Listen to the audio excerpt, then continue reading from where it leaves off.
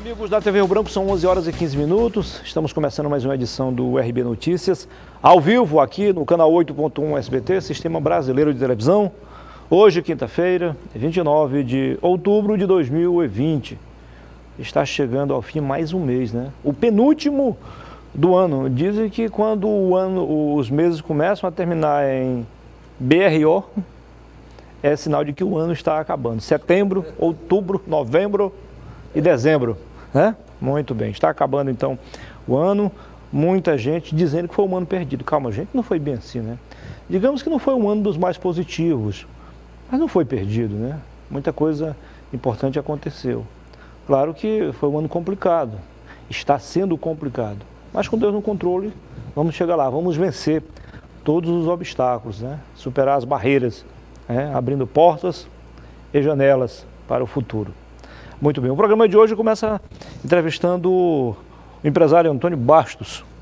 Ele é o representante aqui do Conselho Regional dos Técnicos Industriários, CRT, evidentemente filiado ao CFT, Conselho Federal dos Técnicos. Segundo ele, são mais de 600 aqui em Rio Branco, mas pouco mais de 200 talvez, no Acre, mas talvez menos de 200 estejam devidamente inscritos. Não deixa de ser um desafio, né, inscrever mais gente, né, para fortalecer esse movimento. Tá? Depois eu converso com o representante também aqui do agente de fiscalização na região Acre e Rondônia, o Elton Lima, que está aqui já no banco de reservas. Seja bem-vindo, presidente. Prazer recebê-lo aqui no programa. Bom dia, mais uma vez, o nosso colega Antônio, meu xará. Nosso xará. O seu sócio também é Antônio. Antônio também, Antônio Carlos. O homem da Eletrofil, lembra? Nos anos 70, 80. O Antônio, ele seguiu a profissão do seu Otávio. Sim, sim. Né? Que era rebobinamento de motores elétricos. Isso. E o Antônio continuou a profissão.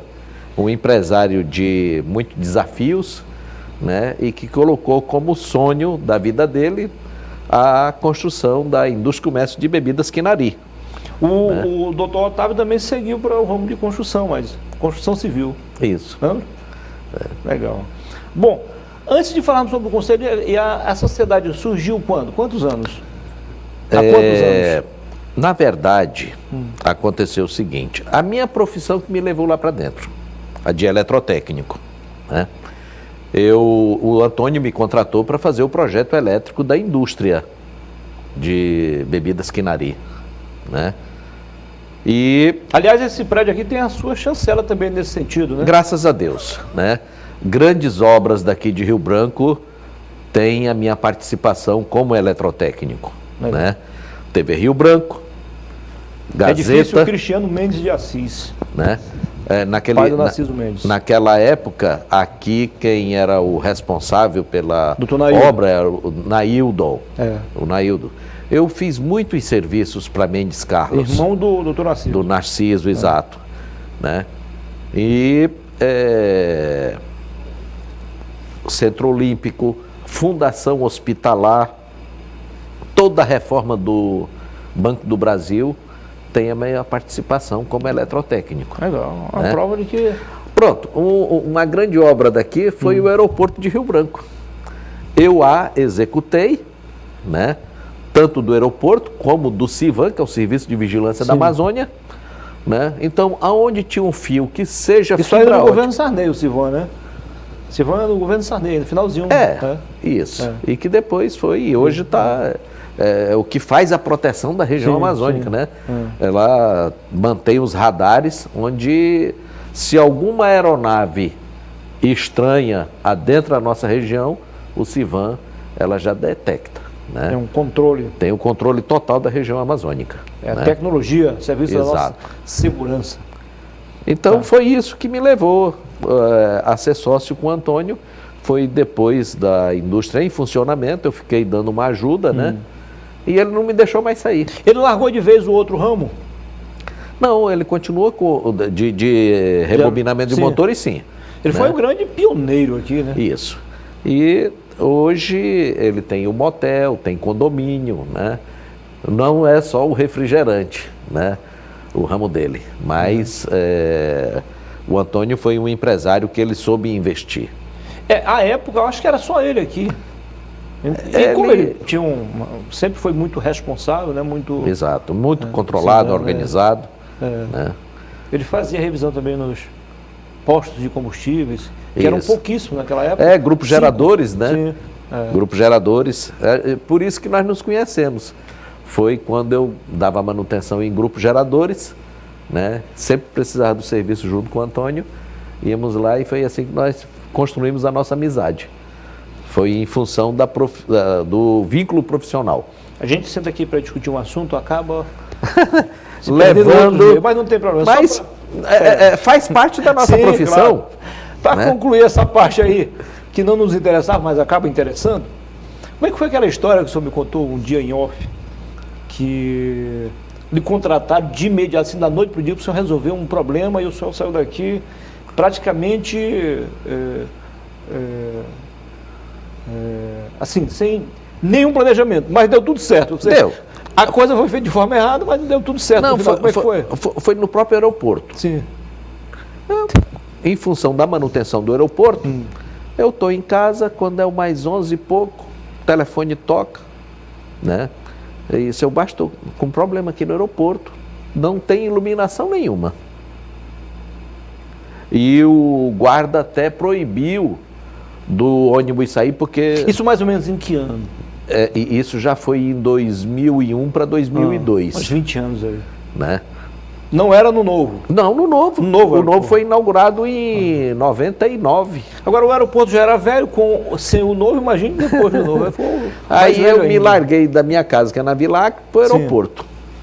Cheguei lá, o Tavage, naquela época, ele chegava de Cruzeiro do Sul, próximo da meia-noite. Sim. E ele estava sobrevoando, porque não tinha iluminação. Era um Bandeirante que eles faziam, não? Era o Fokker. O Fokker. É um pouquinho maior que o Bandeirante. Né? Um pouquinho maior. É o Fokker 56. Mais moderno, então. Pois bem, aí eu cheguei lá, aí ele falou, precisa tirar as baterias, o motor não parte. Eu falei, o que é que eu ensinei para vocês? Que na eletricidade você tem que ter calma e raciocínio. Aí eu falei, você esbarrou no quadro? Que quando eu cheguei, que eu olhei no quadro, de uma forma geral, assim, panorâmica, eu vi que o botão de emergência estava acionado. Acionou o botão de emergência para tudo. Né? Eu falei, olha o botão de emergência ali acionado. Puxei o botão de emergência, o motor partiu, tudo voltou ao normal. E talvez tenha sido uma questão de segurança também. Né? Acho que ele esbarrou porque faltou energia, né? O técnico, de um modo geral, seja qual for a área de atuação, precisa saber também inovar e na hora lá que for preciso, claro que não pode ser regra, mas é uma exceção, mas é importante saber também improvisar. Improvisar, exato. Senão, então foi uma das situações que a gente passa como técnico, né? E que você, chegando com calma, às vezes até você estava fora do problema, você consegue enxergar. Foi algo temporário, mas muito parecido com a missão que o Narciso lhe deu há mais ou menos uns 30 anos, né? Para comprar os equipamentos de última hora. Nós, à época, o Narciso ele ganhou licitação para 2 agências do Banco do Brasil, uma em Ji-Paraná e a outra em Boca do Acre. Eram conclusões de obras inacabadas e que o Narciso pegou para terminar. E mais a construção... Nos velhos tempos da Mendes Carlos. Da Mendes Carlos. E mais a construção das casas do Tucumã. Né? Aí ele vai para São Paulo e compra todo o material elétrico. Né? E eu fui. Né? Compramos todo o material elétrico das 2 agências para a construção das casas. E com isso, nós trabalhamos juntos. Deu tudo certo. Graças a Deus. Vamos lá, sobre o conselho. Eu vejo aqui que, como ainda não é um conselho, digamos assim, forte como os outros, como o CREA, como o CRC, como o Conselho de Engenharia, aliás, de Economia, OAB. OAB. Então, ainda há uma junção em alguns estados. Por exemplo, aqui nós temos aqui, você chama Regional 1. Regional 1. São os estados do norte, todos, os 6, ainda mais os 3 do centro-oeste. E o centro-oeste mais o Distrito Federal, né? Sim, mas aí a gente perde o Pará e o Amapá. O Amapá, que é da Regional 2. Exatamente. Aí, por isso, não temos presidente em todos os estados, e sim representantes. Como é uma regional... É como se fosse um presidente. Nós temos o presidente que é uma regional só. E em cada estado existe um escritório. Tá, mas é um caminho já para a gente chegar ao conselho, enfim. Com autonomia administrativa. O conselho em si, para ele... Por exemplo, digamos que com o tempo o estado se desenvolva e existam técnicos suficientes que a arrecadação seja capaz de pagar as despesas. Esse é um dos critérios para composição, para a formação do... Para a formação de um conselho próprio dentro do estado. Né? E então, por isso que se juntaram-se vários estados, que é para poder manter um conselho. Então, por vários anos, esses profissionais eram vinculados ao sistema CONFEA-CREA. CONFEA-CREA. O CONFEA é o Conselho Federal e o CREA é o Conselho Regional. Né? Até o ano de 2018, até dia 31 de dezembro de 2018, nós fazíamos parte do CREA. Em setembro de 2018, foi oficializado a criação, já com a eleição do Conselho Federal, né, do CFT, e de setembro até dezembro nós ficamos naquele período de transição. Fazia parte do CREA ao mesmo tempo do Conselho Federal. Eu achava que vocês tinham seguido aquele desmembramento anterior com a turma de arquitetura? Da arquitetura e urbanismo. Não, eles foram antes. 2010, um pouco antes. Foi, né? Eles foram um pouco antes. Sim. E o Conselho Federal dos Técnicos foi em 2018. Evidentemente que isso é bom, porque descentraliza, mas o CREA sofreu um abalo, né? Porque... Sistema CONFEA também. Eu acho que a metade dos profissionais, à época, né, eram os técnicos junto com os tecnólogos também? Não, os tecnólogos, eles são de nível superior, continuam no CREA. Né? E o técnico industrial é a nível médio. Entendi. Né? É a nível médio. Então, com a saída dos técnicos, mais os arquitetos e urbanistas, houve uma deficiência muito grande na arrecadação, com a saída de todos esses Alguns profissionais. conselhos passaram a depender do CONFEA. O estado do Acre, ele é dependente. Né? Eu conheço o CREA desde que me formei em 1975. O CREA era como o Conselho Federal dos Técnicos, do Conselho Regional dos Técnicos hoje. Entendi. Era Acre, Rondônia e Amazonas e Roraima. Que formava Eu lembro que por muitos a delegacia do Acre. Nos livramos dos outros estados, nós ficamos Acre e Rondônia. Depois ficou Acre, saiu Amazonas e Roraima, ficou e depois ficou Acre e Rondônia. E mais, acho que uns 15 anos atrás, ou 20 anos atrás, é que passou a ser o CREA só do estado do Acre. Qual é a importância de um profissional desse para o nosso dia a dia, para o desenvolvimento da nossa economia? Olha, eu vou te explicar da seguinte forma. O conselho, ele é para regulamentar a profissão. Dizer que aquele profissional é um profissional habilitado a exercer, né, aquela profissão. Porque muitas vezes o camarada chega e diz que é um técnico, mas não tem uma formação. Né? E já o técnico inscrito no conselho é aquele que passou por uma escola, passou pelo todo o processo de formação e de experiência profissional. Né? Então, para dentro da sociedade, eu me sinto um técnico realizado. Por quê? Eu posso chegar aqui dentro dessa emissora de televisão e dizer eu fiz a instalação desse prédio. Parte da história. Eu faço parte, né? E para a sociedade, ele está prestando um serviço que ele tem capacidade, ele é habilitado, ele vai dar segurança à sociedade, assim como você com o médico. Você vai se consultar com o médico, que ele não está inscrito no Conselho de Medicina, Entendi. né? Nós estamos falando aí apenas da questão elétrica, eletrônica e também de outras. Não, mas são mais de 100 profissões. A questão dentro da área hidráulica técnica. entra nessa também aí? O técnico em construção civil, o técnico em edificações, né? O técnico em edificações, ele faz parte da hidráulica, né? da parte hidráulica, né? O técnico industrial tem mecatrônica, tem técnico em mecânica, sistema de refrigeração. Mecatrônica é mais moderna, né? Coisa mais... É mais moderna. Eu vou te dizer com certeza, ô Muniz, que o técnico, ele tem uma participação dentro da sociedade muito importante. A partir do ano que vem, o Brasil vai licitar o sistema 5G nas telecomunicações. Então, eletrotécnico, técnico em telecomunicações, técnico em eletrônica, tem um mercado amplo, né? Então, hoje eu digo, para aquele o jovem... lá que conserta os nossos aparelhos de computador, de televisão, está dentro do Conselho dos Técnicos, né? Tudo... Um dia desse eu vi uma matéria sobre isso e eu vi ali que dentro desse bojo todo de profissões diversas no mesmo conselho, a mecatrônica está muito mais valorizada. É hora de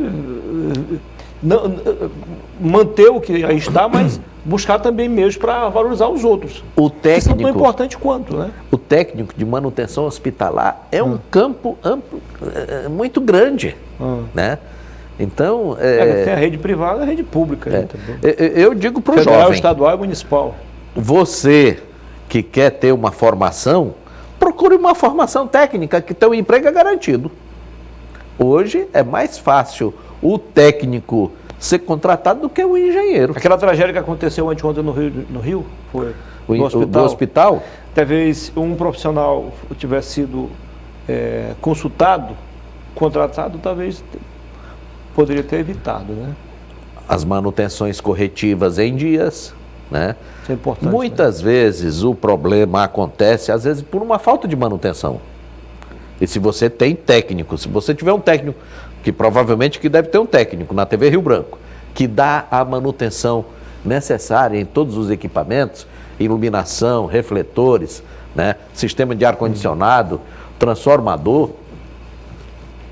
O problema é que o pessoal, às vezes, por falta de competência administrativa ou de dinheiro mesmo, acaba confundindo o termo economia. Não, preventivo com corretivo. Só faz a correção depois que está surtindo alguns efeitos negativos. Não precisa disso, né? Tem que fazer antes, né? Senão não é manutenção, já é correção. Muito mais caro, muito mais dispendioso, né? A manutenção preventiva, ela é muito melhor do que a corretiva. Vou dar um exemplo aqui, que também tem técnico de vocês aí do Conselho. O sistema de abastecimento de água, historicamente, sempre foi muito precário. Investimentos foram feitos. Só que quando você faz esses investimentos, você aumenta lá o sistema de distribuição, que é o mais complicado. O sistema de captação está funcionando 100%, de reservação. A comercialização ainda é precária, porque a inadimplência é muito grande. Mas quando você expande tudo isso aí, isso aumenta o problema e aí eles não fazem a manutenção corretiva.